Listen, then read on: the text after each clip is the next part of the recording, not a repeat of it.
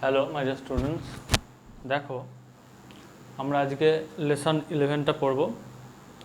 কি বলছে? লেসন 11 হচ্ছে একটা পোয়েম, তাই তো, একটা কবিতা। তো দেখো কি বলছে, দ্য ব্লাইন্ড বয়, অর্থাৎ একটি অন্ধ ছেলে, তাই তো। কবিতাটা কে লিখছেন? পোয়েট হচ্ছেন কোলে সিব্বার। হলো, তো দেখো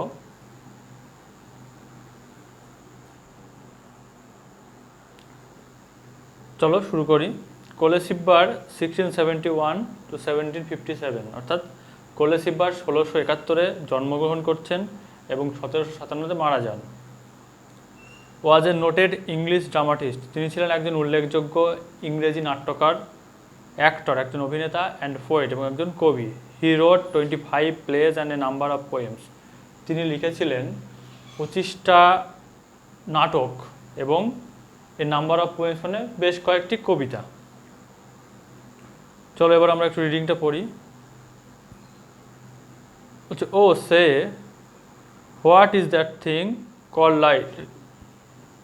ও সে মানে বলছে ও আমাকে বলো, ঠিক আছে। কাউকে একজনকে কি করে বলছে? উদ্দেশ্য করে বলছে। দেখো ওটাকে আমরা বলবো পার্সোনিফিকেশন। দেখো এখানে ও বলতে আমরা রিডার অর্থাৎ আমরা পাঠকদেরকে বলছে ও, তাই তো। সে আমাকে বলো, what is that thing call light, সেই জিনিসটা কি যাকে বলা হয় আলো। Which I can never enjoy, যেটা আমি কখনো উপভোগ করতে পারবো না। What is the blessing of the sight, কি বলছে? যে দেখার আশীর্বাদটা কি, অর্থাৎ কোনো একটা জিনিস দেখতে পাবো, এই দেখার আশীর্বাদটা কি। O tell your poor blind boy, O tell অর্থাৎ তোমরা বলো, ইয়োর পুয়ার ব্লাইন্ড বয় মানে তোমাদের এই অসহায় অন্ধ ছেলেটিকে বা বালকটিকে বলো যে তোমরা দেখার আশীর্বাদ বলতে কি বোঝো। দেখো next stanza, you talk of wondrous things you see, তাই তো। তোমরা বলো, কি বলো? আশ্চর্য আশ্চর্য জিনিসের কথা। ইউ সি অর্থাৎ তোমরা যা দেখো। এখানে ইউ কারা? ইউ হচ্ছে রিডার্স, অর্থাৎ যারা পাঠক, যারা পড়ছে এই কবিতাটা, তাই তো। দেখো ইউ সে দ্য সানশাইনস ব্রাইট, তোমরা বলো সূর্য কিরণ দেয় উজ্জ্বলভাবে, তাই তো, বা সূর্য উজ্জ্বলভাবে জ্বলে। I feel him warm but how can he then make it day or night, ঠিক আছে।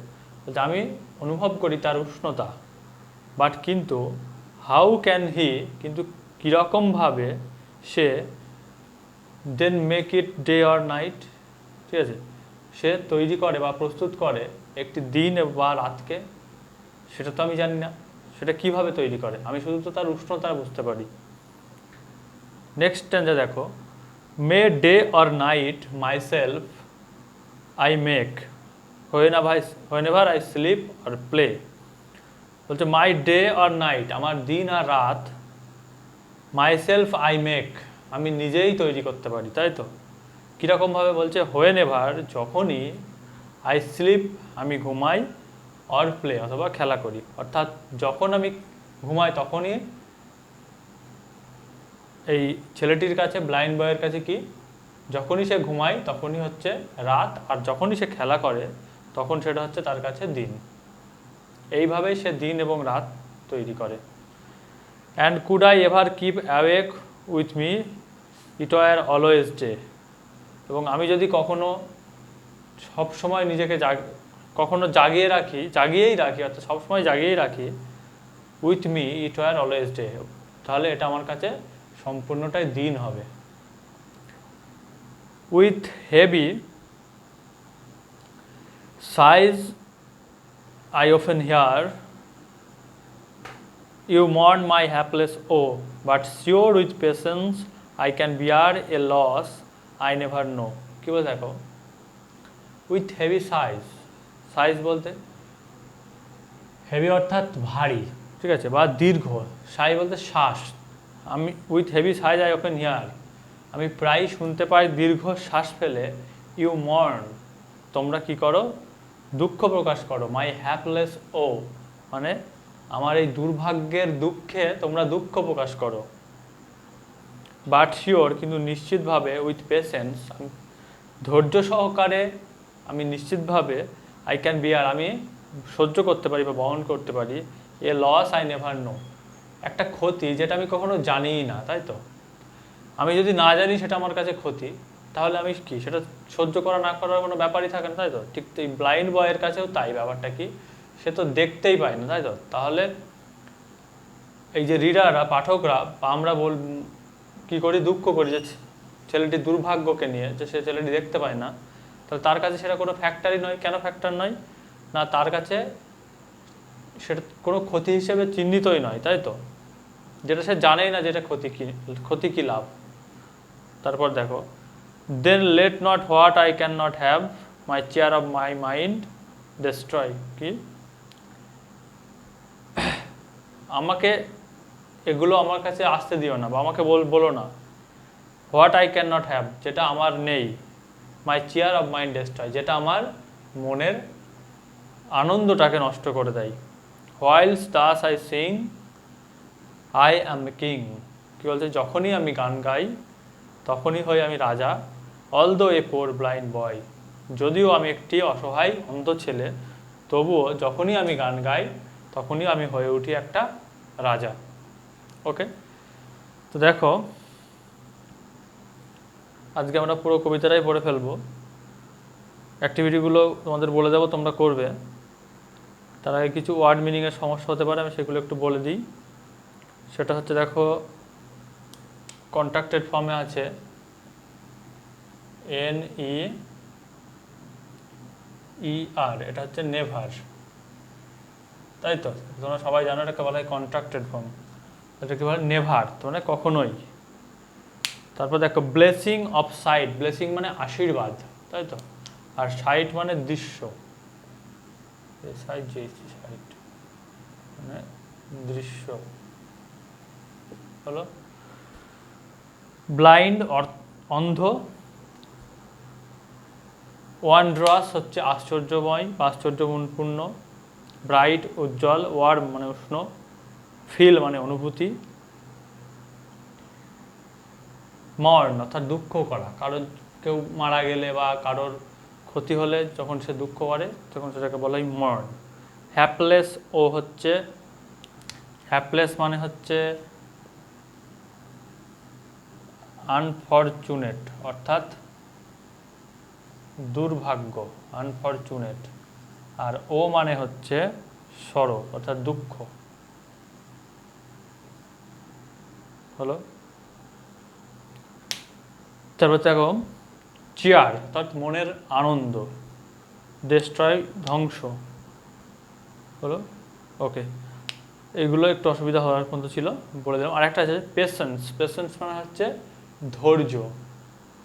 ওকে, তারপর দেখো অ্যাক্টিভিটি 1, এগুলো বলে দিচ্ছি, তোমরা করে ফেলবে, খুবই সহজ।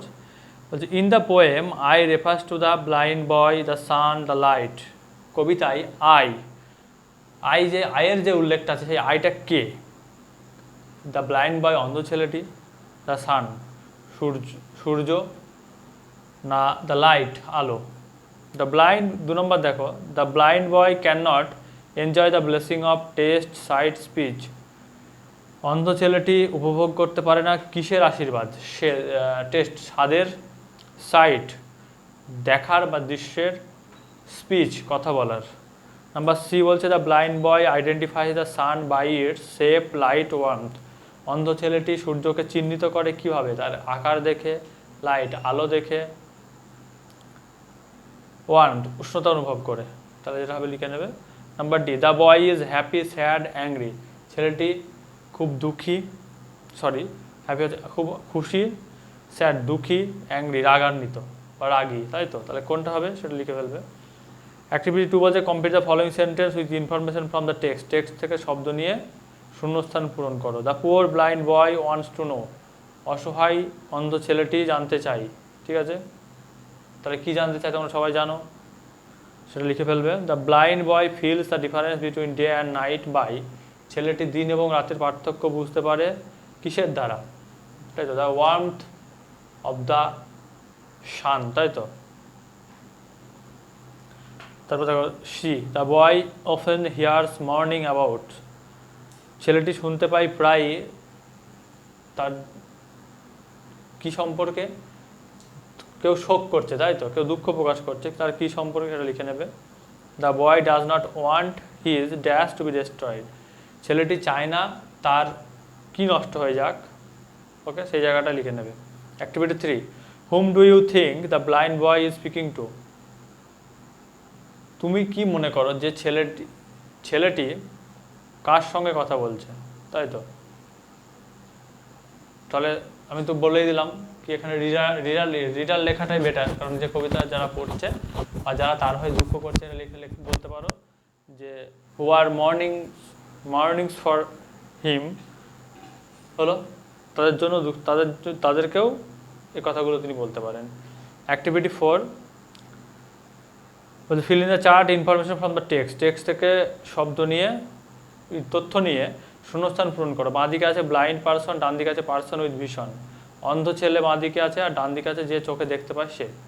24 আওয়ার্স অফ নাইট, 24 ঘন্টায় তাদের কাছে কি রাত, ব্লাইন্ড বয়দের মানে অর্থ অন্ধ ছেলেদের ব্যক্তিদের কাছে, আর দেখতে পায় তাদের কাছে কি 24 hours off day and night, 24 ঘন্টা তাদের কাছে দিন রাত।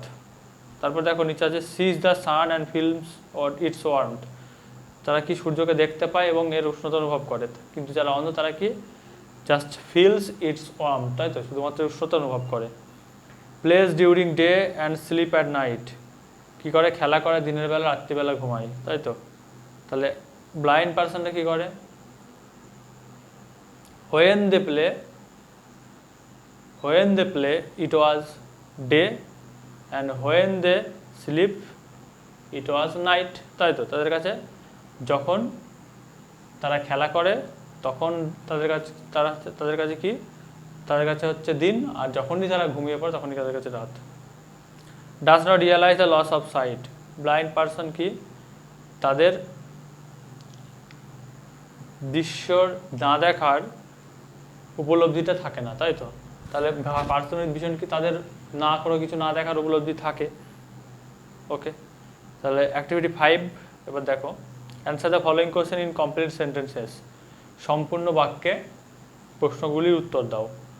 What would happen if the blind boy kept awake, যদি ছেলেটি জেগে থাকে তাহলে কি ঘটবে, ছেলেটি যদি জেগে থাকে তাহলে কি ঘটবে, তাহলে তার কাছে মনে হবে সমস্ত রাতটাও তার কাছে দিন মনে হতে পারে, সব সময়টাই তার কাছে দিন হয়ে থাকবে।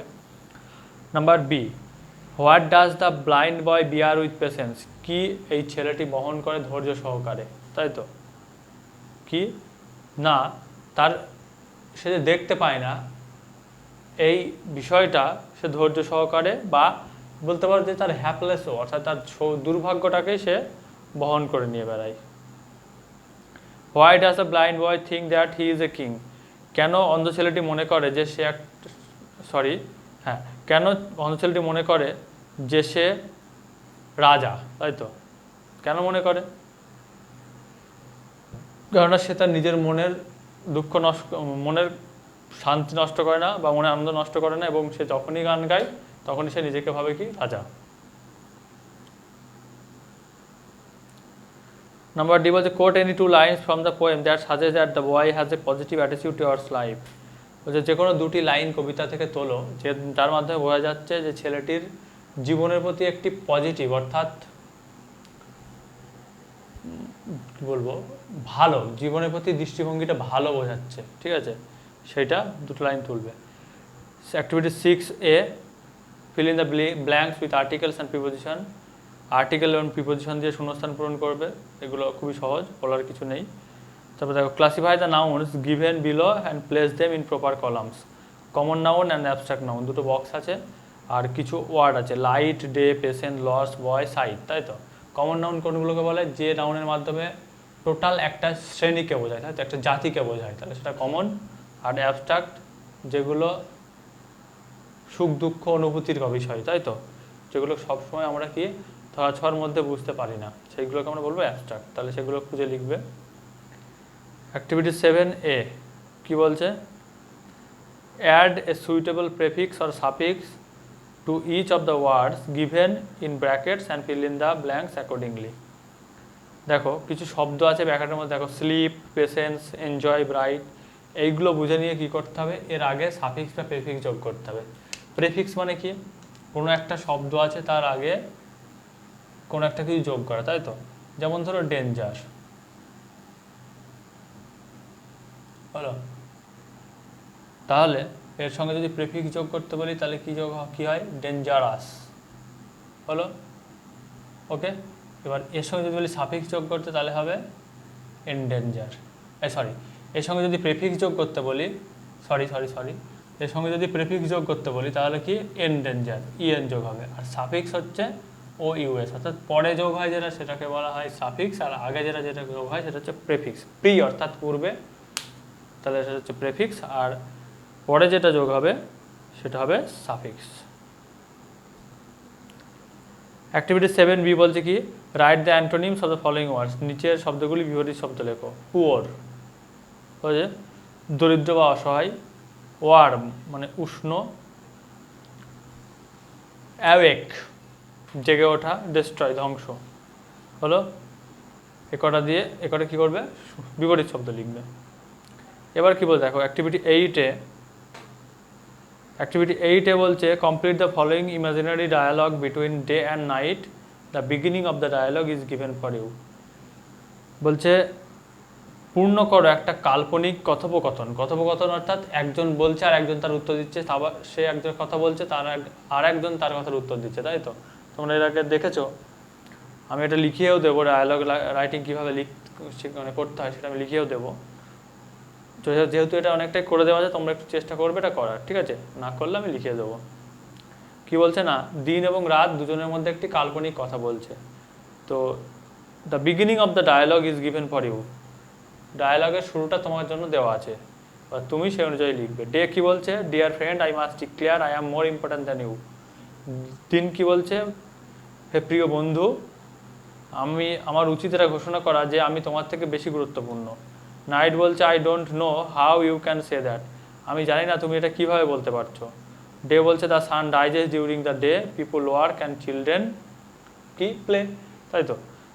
সূর্য দিনের বেলায় ওঠে, মানুষজন কাজ করে এবং শিশুরা কী করে, খেলা করে। এভরিওয়ান টেক, এবার নাইট কী বলছে, everyone takes rest at night, তাই তো, প্রত্যেকের রাত্রিবেলায় বিশ্রাম নাই। এইভাবে দেখো, তারপর বলছে ডে বলছে ইউ ব্রিং ডার্কনেস, তাই তো, আই ব্রিং লাইট বা সানশাইন, তাহলে কি তুমি অন্ধকার নিয়ে আসো আর আমি কি নিয়ে আসি, আমি নিয়ে আসি আলো। নাইট এবার কি বলছে, I have the light of the moon, I make the surrounding cool, তাই তো, you make the surrounding warmth বা ওয়ার্ম, তাই তো, তুমি চারিপাশটা কী করে তোলো, গরম করে তোলো, উষ্ণ করে তোলো। আমারও আলো আছে, আমি আলোটা দিয়ে কী করি, চারিপাশে ঠান্ডা করে দিই। ডে বলছে ইনডিড দ্যাটস ট্রু, বলছে পরিশেষে এটা সত্যি। উই ক্যান দেন সে, আমরা তাহলে বলতেই পারি, তাই তো, কি we are both, we can then say both we are important, তাই তো, আমরা উভয়েই খুব গুরুত্বপূর্ণ ফর ম্যানকাইন্ড, তাই তো। নাইট বলছে yes mankind needs both of us, আমাদের প্রত্যেককেই মানুষের প্রয়োজন, তাই তো। তাহলে এইভাবে এটা করে দেবে, আমি বলেই দিলাম।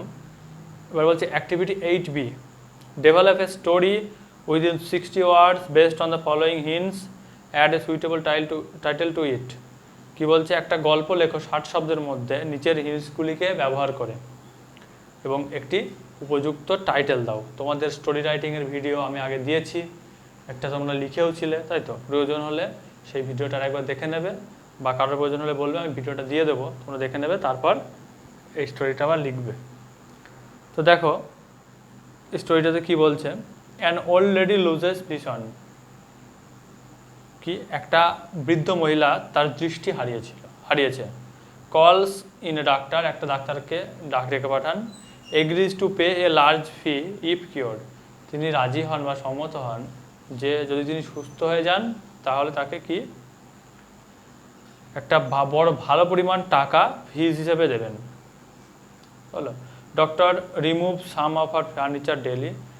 ডাক্তার এসে কী করতো, প্রত্যেক দিন সরিয়ে নিয়ে যেত, অর্থাৎ সে নিয়ে চলে যেত ওই ভদ্রমহিলার বাড়ি থেকে কি, বৃদ্ধ মহিলার বাড়ি থেকে কিছু আসবাবপত্র। লেডি ইজ কিওর্ড, বৃদ্ধ মহিলাটি সুস্থ হয়ে উঠেছিল, সুস্থ হয়ে ওঠে।